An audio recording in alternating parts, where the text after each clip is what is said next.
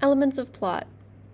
This image at the front on this first page, this is our plot diagram. We have the exposition, the rising action, the climax, the falling action, and then the resolution. This is our plot diagram, and we're going to go over each of those parts in more specific details.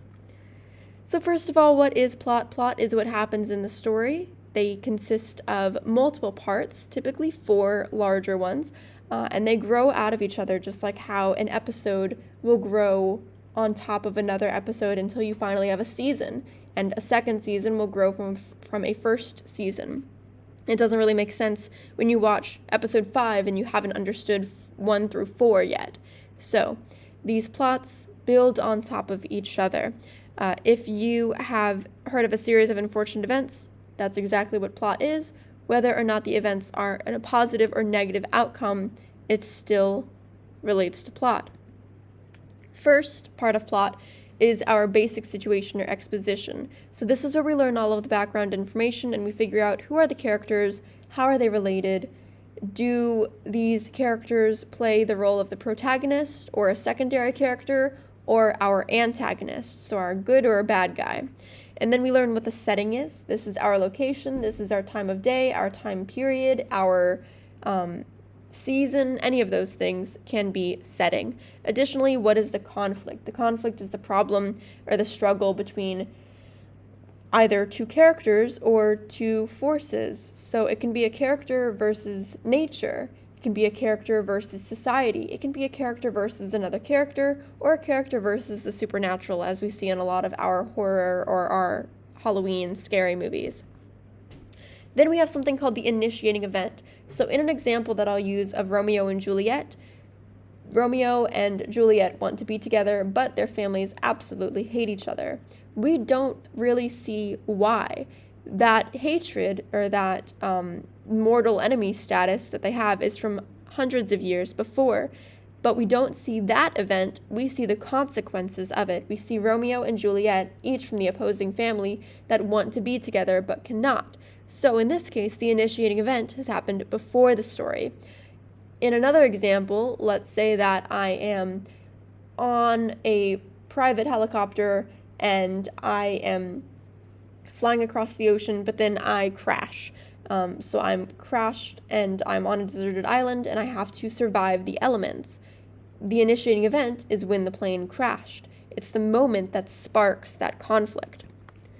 For our rising action or complications, these are things that feed the conflict. So we are trying to resolve it. Maybe it's not working. Maybe this is just making our conflict harder. It's presenting more obstacles or more hurdles. So in the case of Romeo and Juliet, this may be all of their attempts to be together or to see each other or write letters or communicate, despite their family not wanting them to be together. In the instance of me and this deserted island, this may be my attempts to get food, my attempts to build a shelter, or even my attempts to outrun things that may harm me.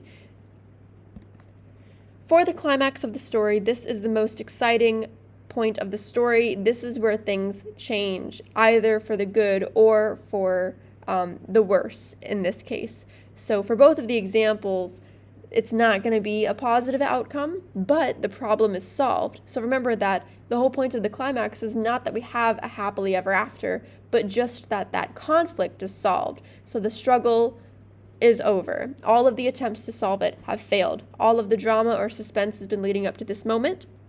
And in our protagonist growth or arc, that's finally been completed. This is especially evident when we see stories of people who are having a conflict against themselves. Maybe a student is battling insecurity, or we see the story of somebody who is learning to be more confident or more outgoing or reach a certain skill. This might be when they finally do that.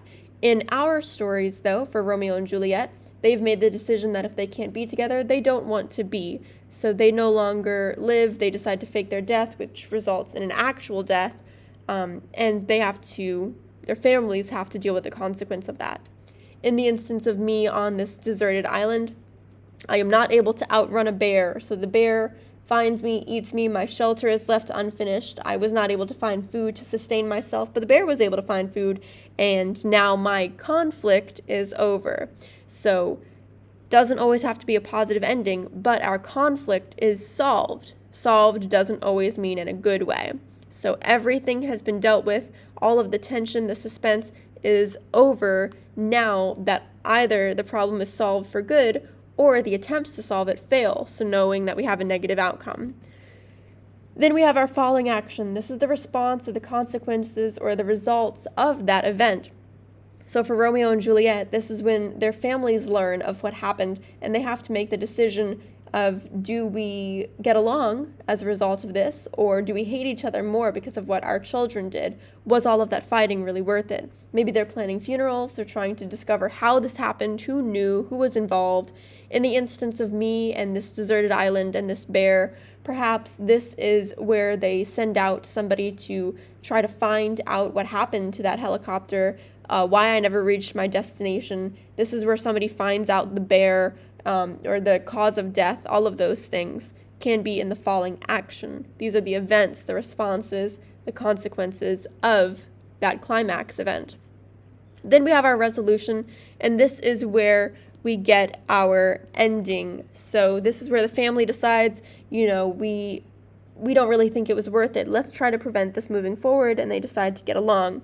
In the story of me and the deserted island and the bear, maybe this is when they make efforts for safer flying, or when the conservatory decides to mark that area on the map and build some kind of community or observation there, so that way people will not be left unknown in the open wilderness, anything like that. So some kind of ending, whether it's a happily ever after or just a contentment or a tolerance of whatever decision happened. People are dealing with this event, this series of events.